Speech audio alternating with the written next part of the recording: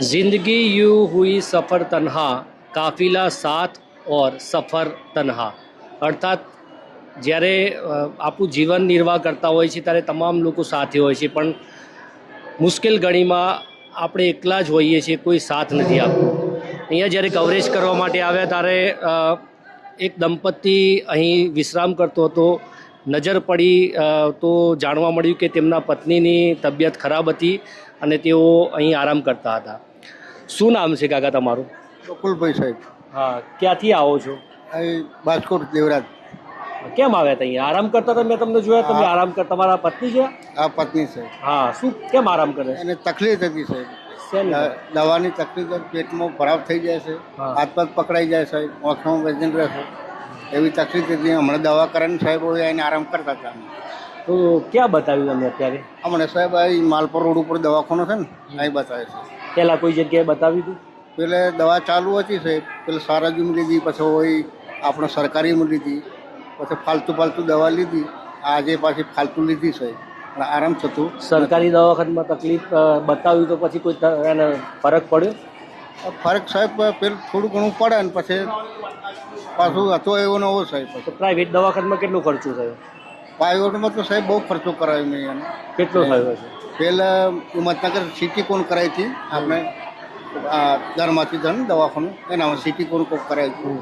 એનામાં પાછું મટી ગયું હતું અને પાછું ઉભરું થયું છે. પછી આ પ્રાઇવેટો દવાખાનામાં તારો મારો કરીને પ્રાઇવેટ સાહેબ. શું કામ કરો છો તમે? અત્યારે તો હું બકરા છે સાહેબ. હા, કેટલા બકરા છે? મારા ઘરના 10-15 બકરા મારા ઘરના છે ને બીજા લોકોનો બકરા સારો છે. કોકના મહિને 200 રૂપિયા હાલે છે એક બકરા? એક બકરા. તો એવા કેટલા બકરા છે?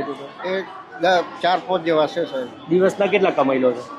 તો દિવસના તો સાહેબ હવે દિવસમાં તો આ બકરો ચારવા દો એટલે છોકરો ધંધા જાય ગ્રીસમાં. હા, એ છોકરા પોતપોતાના કરી ખાય. પણ હવે ડોસીને તો દિવસમાં ડોસી ફરવા જાય તો 100-200 રૂપિયા લાવે છે.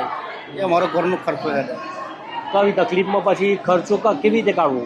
મુશ્કેલ પડે. શું કરવાનું સાહેબ? જે તે કરી જિંદગી તો પૂરી કરવી જોઈએ. તો સરકારી અધિકારીઓને કે કોઈ કચેરીમાં મળતા નથી તમે કે તકલીફ છે આવી? તકલીફમાં હજી મળ્યા નથી સાહેબ. તકલીફ આવી છે અને એક બીજી વાત છે સાહેબ, અમારા ઉંમરના પૈસા પડે છે ખોટું ઉપરા પડે છે. પડે છે? કેટલા પડે છે? એ 1500 રૂપિયા 1000 રૂપિયા જેવા. 1200 રૂપિયા છે? હા, 1200 રૂપિયા પડે છે બે જણનો. મારા પડે છે, એના પડતર નથી. એના નથી પડતા? એના નથી પડતા. કેમ નથી પડતા? શું ખબર સાહેબ? કોઈ વખત ત્યાં મામલતદાર કચેરીમાં તપાસ કરી? એક વખત પડી જ હતી સાહેબ. એક વખત પડ્યા એક વખત પડ્યા હતા આપણે બેંકની. હા, બરોડા બેંક. પછી બંધ થઈ ગયા? પછી બંધ થઈ જશે. ઓકે. તો આ બાબતે કોઈ રજૂઆત કરી છે? આજે કનો રજૂઆત કરી નથી સાહેબ. તમને કચેરી ક્યાં છે ખ્યાલ છે?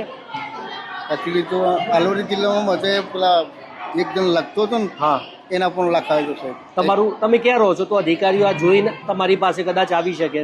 શું તકલીફ છે તમારા ઘરની અને કયા પૈસા નથી પડતા? તમે ક્યાં રહો છો? આ બાજકોટ દેવરાજ સાહેબ. હા, બાજકોટ દેવરાજ છે. શું નામ છે તમારું? બકુલભાઈ મોહનભાઈ નટ. તો આ તમારા પત્ની છે ને? પત્ની છે. તો આરોગ્ય વિભાગને કોઈ જાણ કરી છે તમે કે આવી તકલીફ છે ને દવા કોઈ અસર થતી નથી? ના, એવું તકલીફને તો કોઈ આરોગ્ય સાહેબ કીધું નથી, પણ દવા ખરી દવા કરી દવા કરે પણ ફરક પડતો નથી? નથી પડતો. પ્રાઇવેટમાં જવું પડે તમારે? હા, પાઈ. બીજું કોઈ આવે છે મુલાકાતે? મુલાકાતી કરવા તો કોઈ દવાખાનાવાળા તો નથી આવ્યા છે.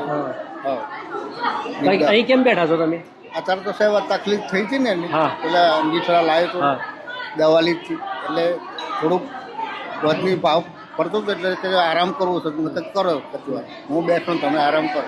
એટલે આરામ જ કરો છો? હા, આરામ. પછી ઘરે જવાનું? હા, પછી ઘરે જવાનું.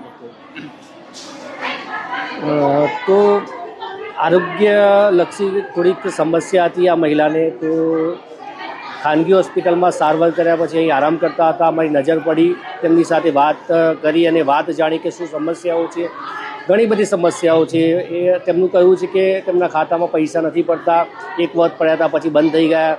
સરકારી દવાખાનામાં થોડીક સારવાર કરાવી, ત્યારબાદ અસર નહીં થતાં પ્રાઇવેટ દવાખાનામાં તેઓને જવાનો વારો આવ્યો.